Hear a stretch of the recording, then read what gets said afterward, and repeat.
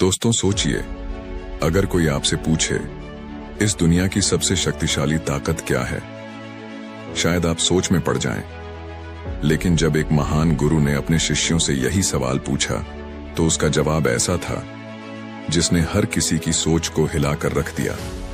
एक बार की बात है, गुरुकुल में सभी छात्र मिलजुल कर पढ़ाई करते थे। एक बार उनके आचार्य ने उन्हें एक चर्चा का विषय दिया जिस पर सबको मिलकर उस चर्चा में शामिल होना था। चर्चा का विषय था, इस संसार में सबसे शक्तिशाली चीज कौन सी है। कई घंटे बीत गए लेकिन शिष्य अभी भी चर्चा में ही लगे हुए थे। वे सभी उलझन में थे और अब जब कोई निर्णय नहीं निकला तो वे सभी अपने आचार्य जी के पास गए और निराश मन से उन्होंने उनके सामने अपना सिर झुका दिया। सभी छात्रों को ऐसा देख आचार्य बहुत ही क्रोधित हुए और कहा, अब यहाँ किस लिए आए हो? मेरा समय बर्बाद मत करो और यहाँ से चले जाओ। आचार्य बहुत ही शांत स्वभाव के थे। उनका ऐसा व्यवहार देखकर सभी शिष्य चौंक पड़े और वे सभी वहां से जाने के बाद अपने आचार्य की आलोचना करने लगे। किसी ने कहा, हमारे आचार्य बहुत बुरे हैं, उन्हें ऐसी बातें नहीं करनी चाहिए। तो किसी ने कहा, वे हमारे गुरु बनने के लायक नहीं हैं, कोई अपने शिष्य पर ऐसे चिल्लाता है।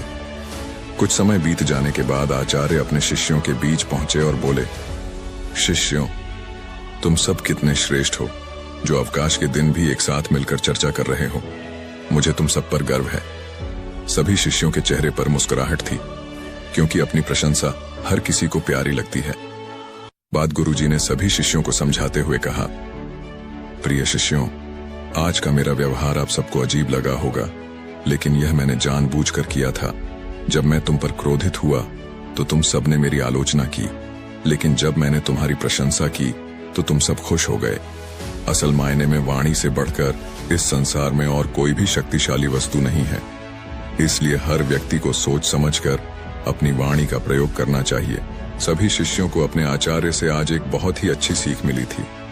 दोस्तों, वाणी बहुत ही शक्तिशाली होती है, इसलिए हमें हमेशा उसका सही इस्तेमाल करना चाहिए। वाणी के कारण ही बड़े बड़े झगड़े होते हैं और इसी वाणी के कारण ही उन झगड़ों में सुलह होती है।